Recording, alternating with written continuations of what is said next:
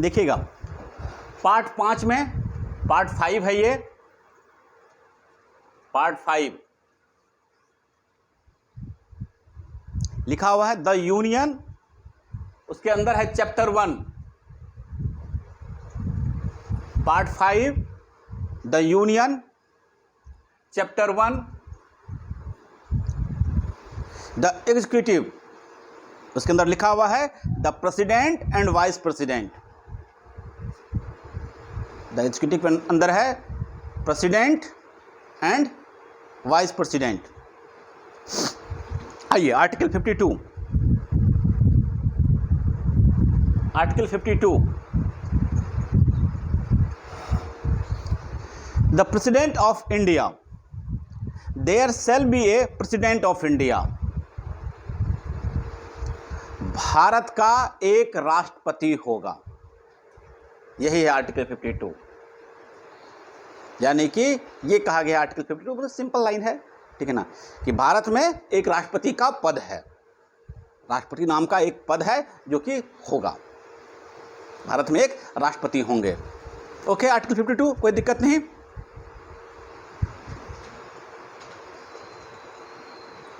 हाँ, president of India. Article 53 आइए, article 53 executive power of the union. Article 53 executive power of the union, the executive power of the union shall be vested in the president and shall be exercised by him either directly or through officers subordinate to him in accordance with this constitution।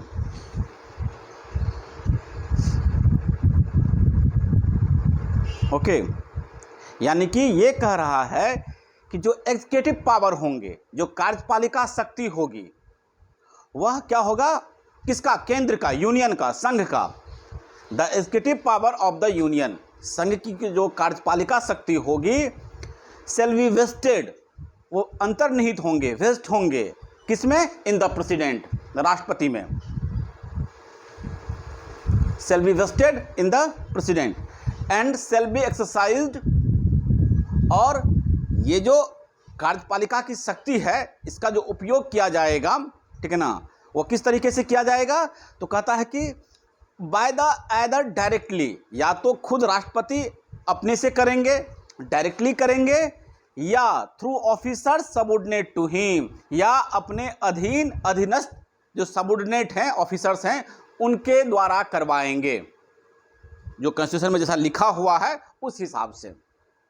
यानी कि simple सा जो है, ये आपको article 53 clause 1 ये कह रहा है कि जो केंद्र की जो कार्यपालिका शक्ति है वह राष्ट्रपति में निहित होगा, और राष्ट्रपति जो है इस शक्ति का प्रयोग या तो खुद से करेंगे या अपने सबऑर्डिनेट के थ्रू करेंगे, सबऑर्डिनेट से करवाएंगे।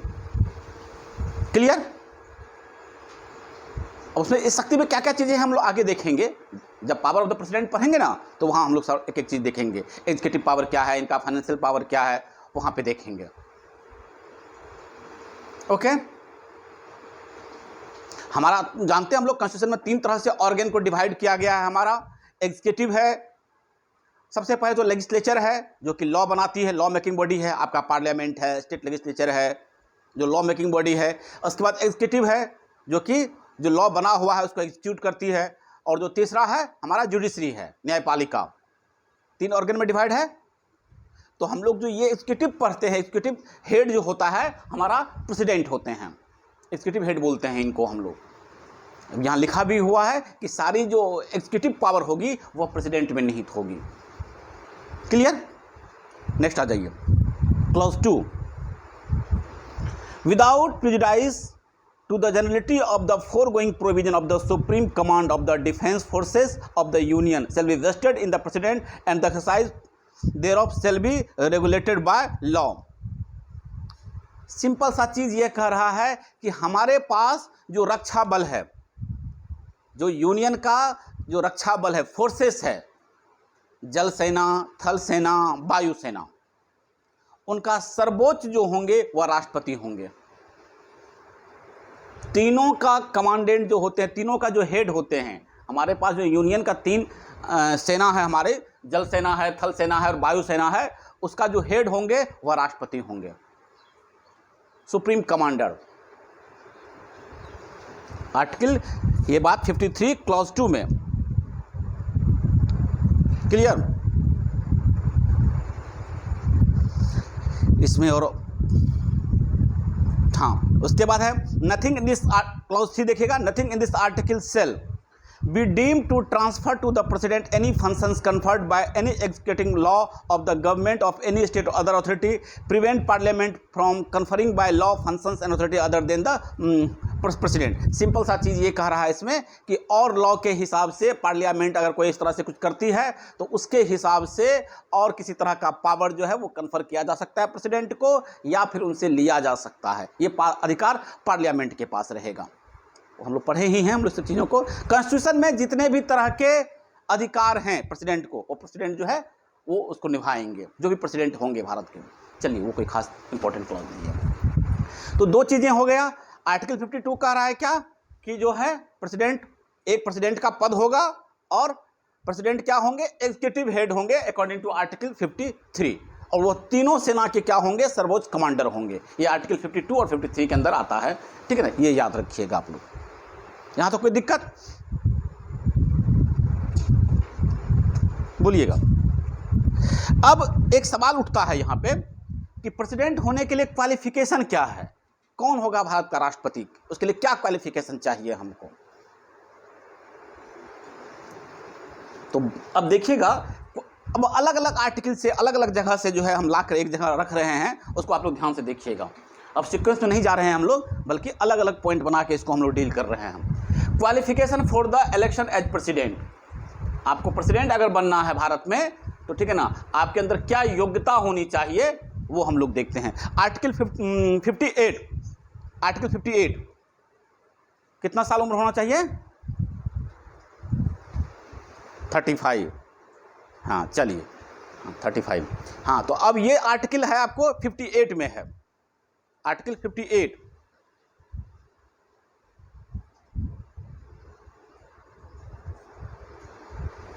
Article 58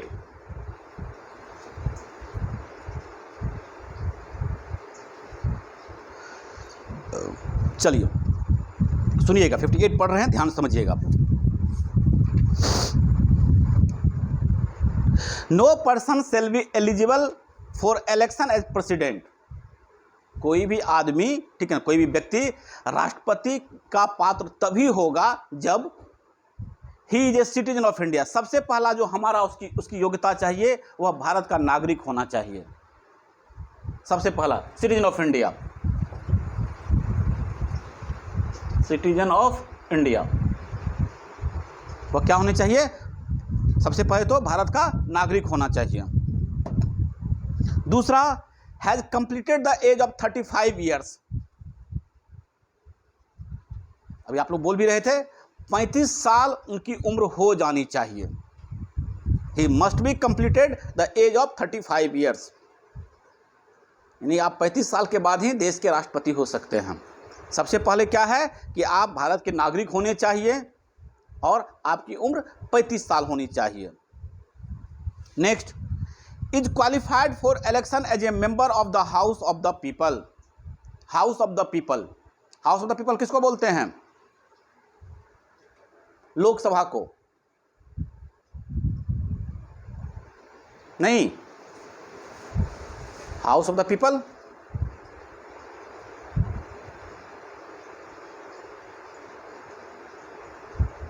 house of the people किसको बोलते हैं। हाँ याद रखिएगा, ये सब चीज कंफ्यूज मत होइए। House of the people Lok Sabha को बोलते हैं, ठीक है। तो लोकसभा में चुने जाने, निर्वाचित होने जाने की योग्यता जितनी होनी चाहिए इसके अंदर, यानी कि आप लोकसभा में चुने जा सकते हो, इतनी योग्यता आपके अंदर होनी चाहिए। अब लोकसभा में चुने जाने की क्या योग्यता है वो अलग बात मैटर है, ठीक है ना, वो अलग चीज़ें हैं। बट लोकसभा के सदस्य होने के लिए जितनी योग्यता चाहिए उतनी योग्यता आपके अंदर होनी चाहिए।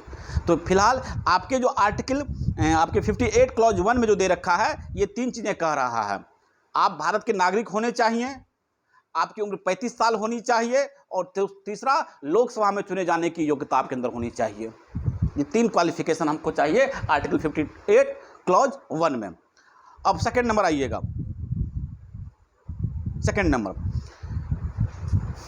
Clause 2, a person shall not be eligible for election as president if he holds any office of profit under the government of India or government of any state or under any local or other authority subject to the control of any state governments। अब यहाँ simple सा चीज़ समझ लीजिए, हम लोग इसको ऐसे पढ़ते हैं, एलोबरेट करते हैं कि राष्ट्रपति होने के लिए, ठीक है ना, एक और इसमें रिक्वायरमेंट है क्या, तो आप किसी भी लाभ के पद पे नहीं होने चाहिए, ना राज्य सरकार के अंदर ना केंद्र सरकार के अंदर। लाभ का पद को आप लोग इसका अलग से इसका एलोबरेशन है भी कि लाभ का पद किसको मानता है। सुप्रीम कोर्ट में बहुत सारा मामला मतलब किसमें गया भी है, सुप्रीम कोर्ट इसको एलोबरेट भी किया है time to time. But in general आप लोग यहाँ पे यह समझ लीजिए कि लाभ का पद मिलता का मतलब होता है जहाँ से गवर्नमेंट को फंड मिलता है, ऐसी जगह जहाँ से गवर्नमेंट के थ्रू आपको सैलरी मिल रही है। ऐसा कोई पद जिस पद के लिए, ठीक है ना, या तो राज्य सरकार सैलरी दे रही है या केंद्र सरकार सैलरी दे रही है या कोई स्टेट का फंडिंग है उसमें। ओके, ठीक है। हाँ, तो ये आपको दो आर्टिकल 58 क्लॉज 2 में कह रहा है कि आप किसी भी लाभ के पद पे होल्ड नहीं करेंगे, किसी भी लाभ के पद पर आप नहीं होंगे। अगर आप लाभ के पद पर हैं तो पहले वहाँ से रेजिग्नेशन दीजिए, वो पद छोड़ दीजिए, तब इतनी क्राइटेरिया फुलफिल कीजिए, तब भारत के राष्ट्रपति के लिए आप क्या होंगे, चुने जाएंगे। आप इलेक्शन लड़िए, जीतेंगे तो आप भारत के राष्ट्रपति होंगे।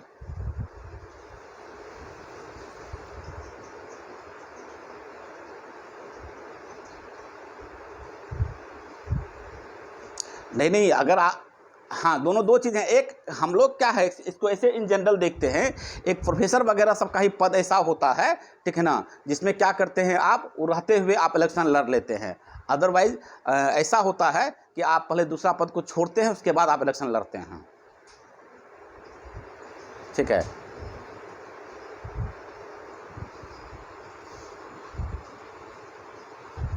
हाँ, बिल्कुल बिल्कुल, हाँ,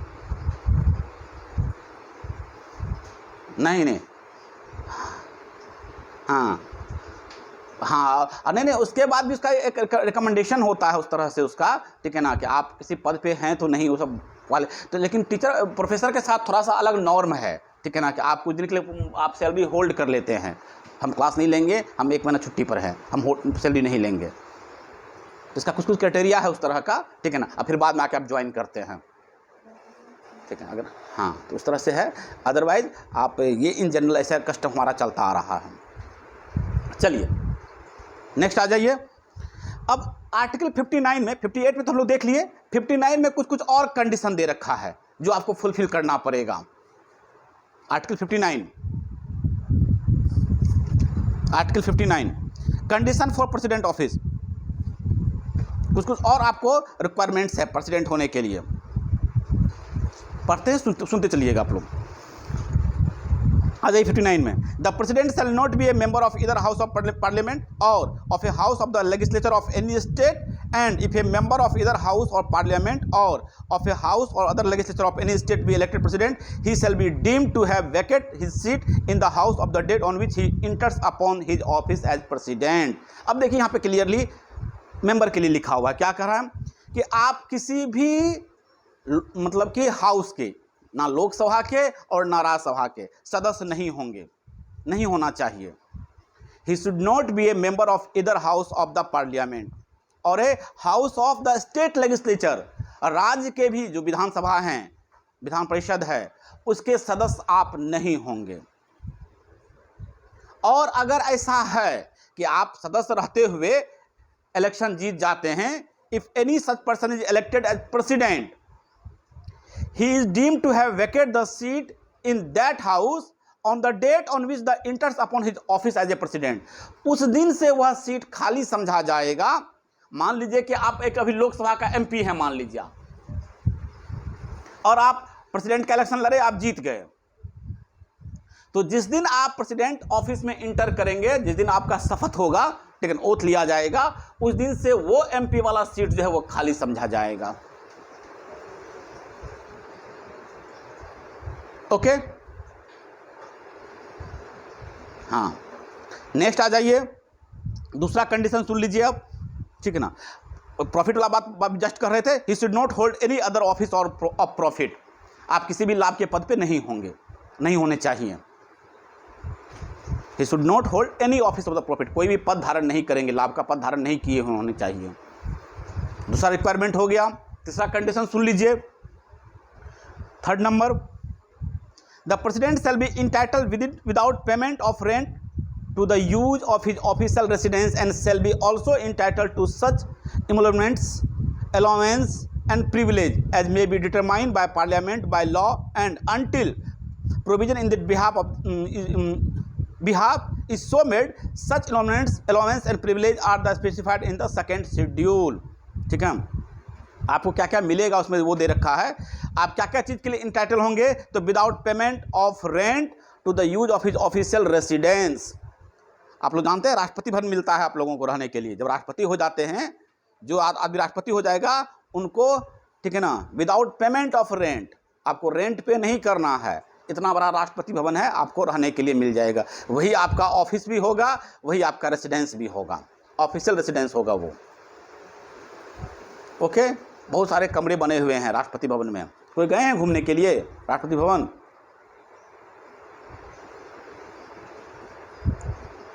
विजिटर पास लेकर जाइएगा, फरवरी सब में खुलेगा, ठीक है, तो विजिटर पास लेकर जाइएगा, देखिएगा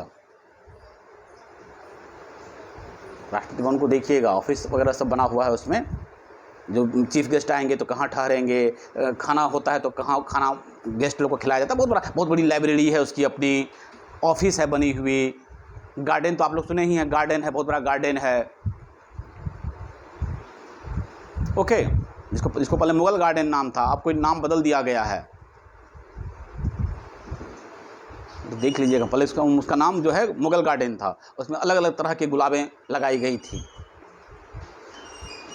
अब लेकिन नाम शायद बदल दिया गया है। नेक्स्ट आ जाइए, उसके बाद आपको बहुत सारे प्रिविलेजेस मिलेंगे। क्या क्या प्रिविलेज है आप लोग जानते ही हैं, ठीक है ना, गाड़ी मिलता है, फ़ोन मिलता है, जब तक आप राष्ट्रपति होते हैं आप पर कोई भी क्रिमिनल या सिविल मामला नहीं चलाया जा सकता है, आपको अरेस्ट नहीं किया जा सकता है, आपको किसी कोर्ट में प्रेजेंट नहीं होना है, बहुत तरह की सुविधाएं हैं एज ए प्रेसिडेंट। ठीक है, एक चीज़, दूसरा कि आप जब अपने पद पर रहेंगे तो इन सब चीज़ों में कटौती नहीं होगी, जो आपको प्रिविलेज, जो आपको अलाउंस, जो भी सुविधाएं आपको दी गई हैं, आपके राष्ट्रपति रहते हुए इन चीज़ों, इन सुविधाओं में कटौती नहीं की जाएगी। तो जैसे ऐसे किया जा सकता है कटौती अगर करना होता है, तो अभी अगर पार्लियामेंट में राष्ट्रपति की सैलरी को कम करना है, अभी मान लीजिए कि राष्ट्रपति की सैलरी 1 लाख रुपये है, अब इसको मान लीजिए कि करना है कि नहीं, राष्ट्रपति की सैलरी अब 70,000 रुपये ही होगी, तो अब नए राष्ट्रपति जो बनकर आएंगे उनकी सैलरी 70,000 रुपया होगी, जो अभी होल्ड किए हुए राष्ट्रपति का, उनके सैलरी में किसी तरह की कटौती नहीं होगी। जो टर्म एंड कंडीशन पर आप प्रेसिडेंट चुने गए हैं, वो टर्म कंडीशन जो है आपके लिए जो है वो लेस नहीं होगा। ओके,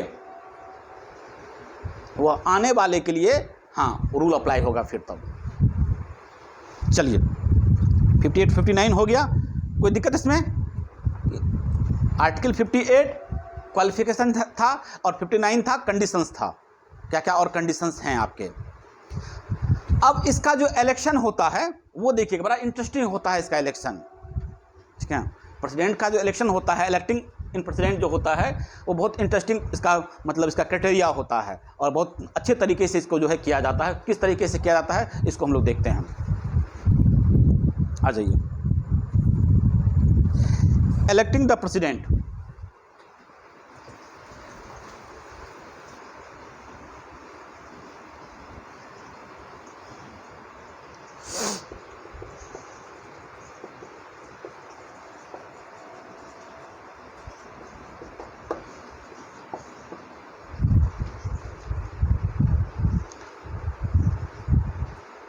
एक जर्नल था ठीक है ना, आप जर्नल का नाम लिख लीजिएगा।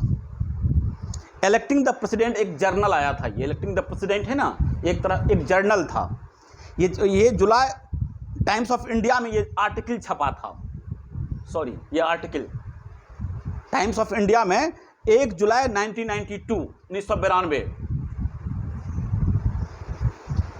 1 जुलाई 1992 नानी ए पालकीवाला, इनका एक आर्टिकल था,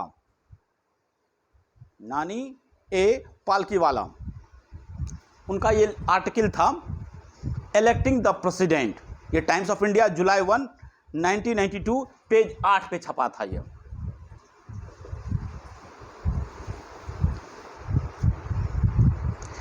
इसमें जो है प्रेसिडेंट के इलेक्शन को लेके कुछ कार्डिनल रूल्स थे, वो लिखे गए थे। कुछ रूल है, उसके बाद किस आर्टिकल में कहाँ पे मेंशन है वो हम लोग पढ़ेंगे।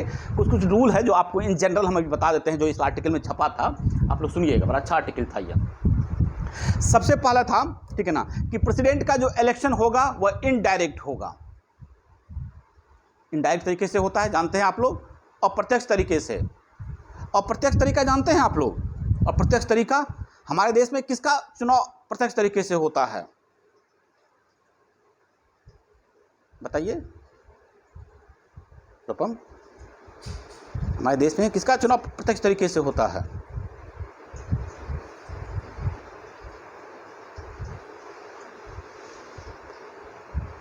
तो अब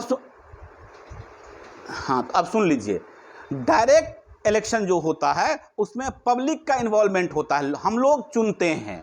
तो हम लोग एमपी और एमएलए का इलेक्शन जाते हैं वोट करने ना, या नगर निगम का जो मेयर का इलेक्शन हुआ उसमें हम लोग गए वोट करने के लिए, वार्ड कमिश्नर का इलेक्शन होता है उसमें हम लोग जाते हैं वोट करने के लिए, एमपी को चुनना होता है हम लोग जाते हैं वोट करने के लिए, एमएलए को चुनना होता है हम लोग जाते हैं वोट करने के लिए। इसको हम लोग डायरेक्ट इलेक्शन बोलते हैं, प्रत्यक्ष चुनाव बोलते हैं, जहां हमारी भागीदारी होती है।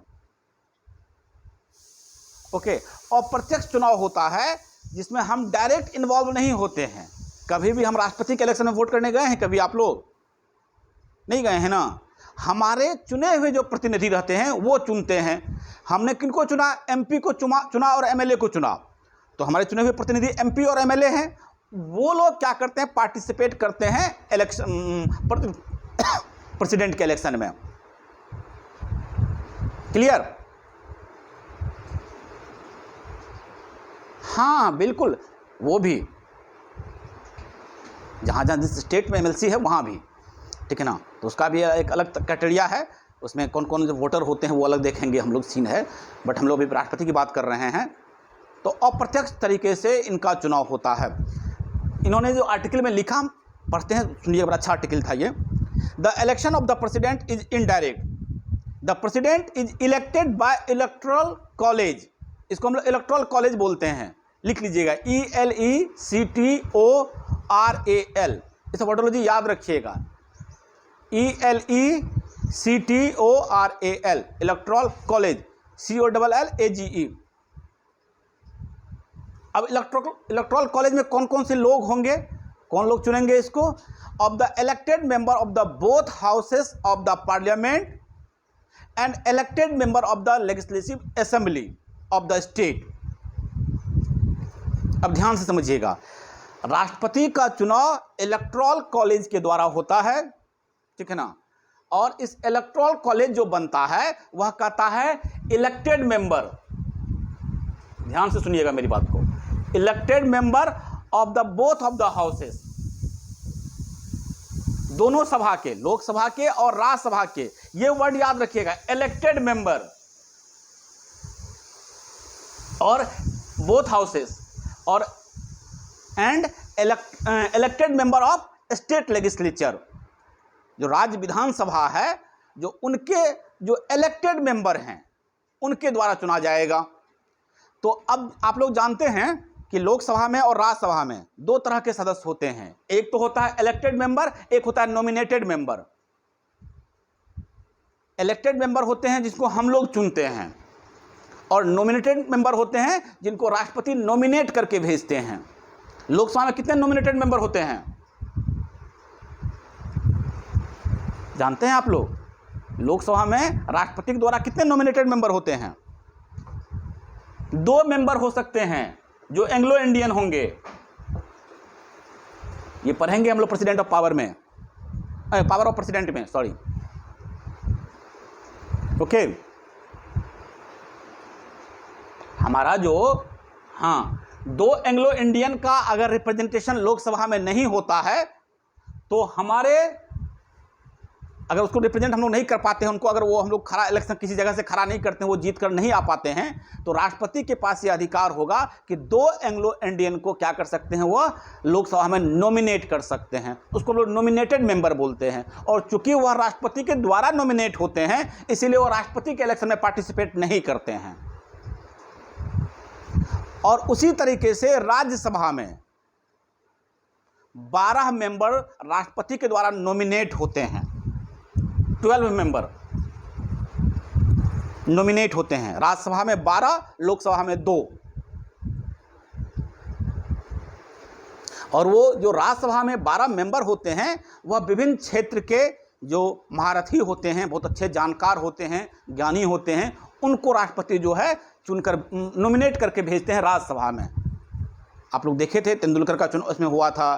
आपके फिल्म इंडस्ट्री के हीरो हीरोइन का जो इलेक्शन मतलब नॉमिनेशन होता है, इसी माध्यम से होता है। कोई बहुत अच्छा कवि है, कोई बहुत अच्छा साइंटिस्ट है, ओके, इन विभिन्न क्षेत्र के, हिंदी, साहित्य, लिटरेचर, उसके बाद आपको साइंस ले लीजिए, आर्ट्स ले लीजिए, इन सब क्षेत्र के जो दिग्गज होते हैं वह चुने जाते हैं 12 मेंबर के रूप में, राष्ट्रपति द्वारा नॉमिनेट होते हैं राज्यसभा में।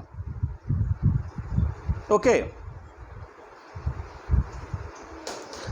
अब रहेगा तो होगा, नहीं रहेगा तो नहीं होगा। अगर कुछ है उस तरह का बचा हुआ तो होगा एंग्लो इंडियन, ठीक है। लेकिन इतना चुनने का अधिकार है राष्ट्रपति को, नॉमिनेट करने का अधिकार है, ठीक है ना। तो अब ध्यान रखिएगा, यहां जो लिखा हुआ है कि राष्ट्रपति का जो इलेक्शन होगा वह इलेक्टोरल कॉलेजियम के द्वारा होगा। तो इलेक्टोरल कॉलेजियम में कौन कौन से हो गए? तो हो गया आपका जो राज्यसभा के लोग होंगे, सदस्य होंगे, जो लोकसभा के सदस्य होंगे, और स्टेट असेंबली के जो सदस्य होंगे। ओके, यह प्रेसिडेंट के इलेक्शन में पार्टिसिपेट करते हैं। तो लगभग राज्यसभा में 233 मेंबर है, राज्यसभा में, लोकसभा में 543 मेंबर है, और आपके विभिन्न स्टेट असेंबली में 4120 मेंबर हैं। 4120 टोटल इतने लोग पार्टिसिपेट करते हैं। कुछ बढ़ा भी हो सकता है, ठीक है ना। ये किस साल के सेंसस के हिसाब से होगा? 1992 के सेंसस के हिसाब से होगा, आई थिंक सो। देख लीजिएगा इसको एक बार, ठीक है। इन जनरल बता रहे हैं कि इतने जो है मतलब स्टेट असेंबली से होंगे इतने मेंबर, इतने लोकसभा से, इतने राज्यसभा से। ये लोग मिलकर क्या करते हैं? इलेक्शन में पार्टिसिपेट करते हैं। नेक्स्ट आ जाइए, दूसरा क्या कह रहा है, जो आपका आर्टिकल 62 भी कह रहा होगा शायद, 62। Mandatory time limit and the election can not be postponed beyond the expiration of the president tenure. तो आप लोग देखते होंगे, आप लोग देखे भी होंगे इस चीज को, कि राष्ट्रपति का जब कार्यकाल समाप्त होने वाला होता है उससे पहले ही इलेक्शन हो जाता है। जब राष्ट्रपति का कार्यकाल समाप्त होने वाला होता है उससे पहले इलेक्शन हो जाता है, राष्ट्रपति का इलेक्शन करवा के रख लिया जाता है। यानी कि राष्ट्रपति का पद 1 सेकंड के लिए भी खाली नहीं हो सकता है। जैसे ही उनका टेन्योर खत्म होगा, आपको उनके बाद का जो राष्ट्रपति होगा वह इलेक्टेड होकर तैयार रहेंगे, या ऑफिस छोड़ेंगे, वह ओथ लेंगे। नहीं, आर्टिकल 62 में लिखा हुआ है, an election to fill a vacancy caused by the expiration of the term of office of president shall be completed before expiration of the term. पहले वाले राष्ट्रपति का टर्म एक्सपायर हो, इससे पहले इलेक्शन हो जाना चाहिए, ठीक है। हाँ, thus the election would have to complete even though the may be some vacancies in parliament or in some of the state assemblies, or even if the assembly of any state has been dissolved, there is no assembly in existence of, ये लिखा हुआ state पढ़ेंगे जब हम लोग article 62 में पढ़ेंगे तो फिर रूल रेगुलेशन पढ़ेंगे। पहले हम जो आर्टिकल में लिखा हुआ है वो हम पढ़ देते हैं, जो पेपर की कटिंग में लिखा हुआ था वो पढ़ देते हैं। तो सिंपल सा इसमें जो लिखा गया है कि आपको क्या करना है, इलेक्शन से पहले, उनके टर्म खत्म होने से पहले आपको क्या करना है, इलेक्शन करवा लेना है राष्ट्रपति का। तीसरा नियम बताया गया था, if practically possible there should be uniformity in the case of representation of the different state in this election. अच्छा, एक चीज़ और आप लोग के दिमाग में ख्याल आता होगा, वह भी आगे डिस्कस करेंगे, कि मान लीजिए, ठीक है ना, किसी स्टेट में विधानसभा के सदस्य जो होते हैं उनकी संख्या ज़्यादा होती है, किसी स्टेट में कम होता है, ऐसा मानते हैं? ये तो है भी, यूपी बड़ा स्टेट है तो वहाँ पे स्टेट असेंबली ज़्यादा बड़ा होगा तो ज़्यादा लोग होंगे, नहीं? हाँ, गोवा छोटा स्टेट है, अगर वहाँ विधानसभा हो मान लीजिए तो वहाँ पे कम लोग होंगे। बिहार उससे छोटा है यूपी से, तो यूपी में कम जो है एमएलए होगा। झारखंड और छोटा है तो झारखंड में कम, और थोड़े से कम एमएलए होंगे। तो ये जो होता है तो ये तो आपको क्या करते, ये दिक्कत पैदा करेगा ना? नहीं करेगा। एक आदमी को यूपी का अगर सपोर्ट मिल जाएगा तो उसको ज़्यादा वोट मिल जाएगा, उसको वो जीत जाएगा इलेक्शन। कोई स्टेट बड़ा है, कोई स्टेट छोटा है, उसके बाद किसी स्टेट में विधानसभा में सदस्य ज़्यादा हैं, किसी स्टेट में विधानसभा के सदस्य कम हैं, तो वो तो दिक्कत आएगी।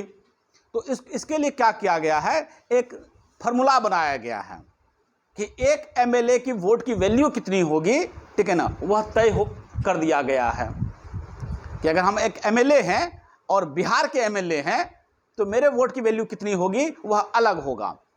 अगर वही एक किसी दूसरे स्टेट का एमएलए है तो उसके जो वोट की वैल्यू होगी वह तो मेरे रेशियो में वहाँ तो ज़्यादा एमएलए है। तो इस तरीके से एक फार्मूला बनाया गया है कि हम सभी लोग इक्वल हो जाएंगे। तो वह फार्मूला क्या है हम लोग आगे डिस्कस करेंगे, समझे? पॉपुलेशन के हिसाब से एक एमएलए की सीट को हम लोग क्या करते हैं, इस तरीके से बनाए हैं कि अब ये किसी को ज़्यादा मिल जाएगा वैल्यू, किसी की ज़्यादा वैल्यू हो जाएगी, किसी की कम वैल्यू होगी, ऐसा नहीं होगा। अगर एक एमएलए वोट कर रहा है तो उसकी वोट की वैल्यू इतनी होगी, अगर एक एमपी वोट कर रहा है तो उसकी वोट की वैल्यू इतनी होगी। वो फार्मूला पर डिसाइड करते हैं, फार्मूला पे बनाए उसके फार्मूला बनाए हुए हैं उसके लिए। तो आगे हम लोग फार्मूला देखेंगे इस पर, ठीक है? तो एक सिंपल सा जो तीसरा बात लिखा है, there should be uniformity in the case of representation of the different state. एक समान रिप्रेजेंटेशन मिल सके, इसके लिए यूनिफॉर्मिटी लाना है, एक समान करना है, तो उसके लिए हम लोग फार्मूला बनाए हुए हैं, ठीक है? क्लियर? सब आर्टिकल में लिखा हुआ है, आर्टिकल से पढ़ेंगे हम लोग सीक्वेंस में। खाली नियम कहता थोड़ा थोड़ा सीख लीजिए आप लोग, तब फिर आर्टिकल के हिसाब से इसको करेंगे हम लोग। ओके, कोई दिक्कत इसमें?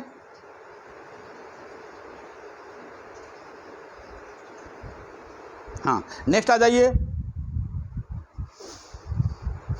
There should be क्या कहते हैं, parity between the state taken together and the uniform union. This is achieved by the provision that the elected member of the two houses of parliament would have the same number of votes as the aggregate. MLA के लिए अभी बता दिए हैं, MP के लिए भी है। हमारे यहाँ एमपी की हर एक स्टेट में एमपी का सीट भी अलग अलग है। किसी स्टेट में दिल्ली में कितना एमपी है, कितना सीट है दिल्ली में? 7 है। और बिहार में कितना है एमपी का सीट? तो अब तो दिक्कत होगी कि यहाँ पे एक अगर एमपी वोट करेगा तो 40 वोट करेगा और दिल्ली के 2 मतलब 7 ही लोग कर पाएंगे, नहीं कर पाएंगे, तो यूनिफॉर्मिटी तो रह नहीं पाया यह। तो इसके लिए भी फार्मूला है। तो ये आगे करना है क्या हम लोग कि इसको भी यूनिफॉर्म कर देना है कि अगर एक एमएलए एमपी वोट कर रहा है तो वह कि उसका वोट दूसरे एमपी के वोट के बराबर होना चाहिए, ये नहीं कि वो उसका रिप्रेजेंटेशन ज़्यादा हो जाए। तो इसके लिए भी फार्मूला है। तो यही जो है आपका इलेक्टिंग द प्रेसिडेंट में ये सब चीज़ें लिखी गई थी। एक आर्टिकल था, पालखीवाला नानी का एक आर्टिकल है, उस आर्टिकल में ये सब चीज़ें लिखा गया था जो कि हम लोग अभी पढ़ेंगे कॉन्स्टिट्यूशन में। ओके, बाकी हम लोग, ठीक है ना, इसको हम लोग आगे आर्टिकल 52 देख लिए, 53 देख लिए, अब नेक्स्ट हम लोग कल करेंगे, ठीक है?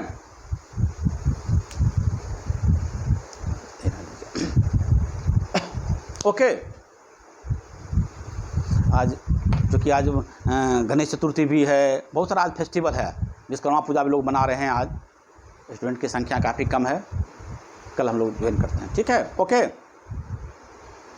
लीव कीजिए।